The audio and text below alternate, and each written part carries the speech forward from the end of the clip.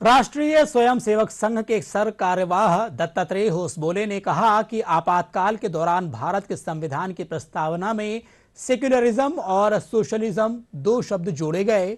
उन्होंने कहा कि संविधान के निर्माता डॉक्टर भीमराव अंबेडकर ने जो संविधान बनाया था उसकी प्रस्तावना में ये दो शब्द नहीं थे। इन दो शब्दों को जोड़ने का क्या उद्देश्य है, इस पर विचार किया जाना चाहिए।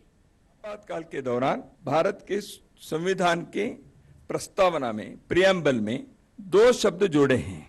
हम लोगों को मालूम है सेक्युलरिज्म और सोशलिज्म के, वो प्रस्तावना में नहीं थे, पहले प्रियम्बल में नहीं थे।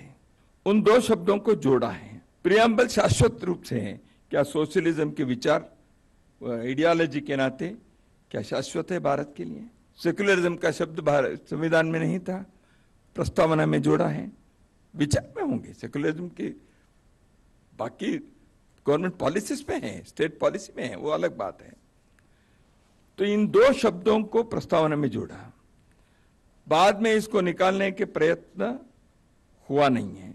चर्चा हुई, दोनों प्रकार के आर्गुमेंट्स हुए, तो क्या वो रहनी चाहिए प्रस्तावना में? ये विचार होना चाहिए, क्योंकि मैं जानता हूं संविधान के निर्माता डॉक्टर बाबा साहेब अम्बेडकर जी के नाम जिस भवन पर है, उसमें मैं खड़े होकर बता रहा हूं, ये बाबा साहेब अम्बेडकर ने जो संविधान बनाया था उस के प्रस्तावना में ये दो शब्द नहीं थे। तो इसके उद्देश्य क्या है, विचार किया जाए।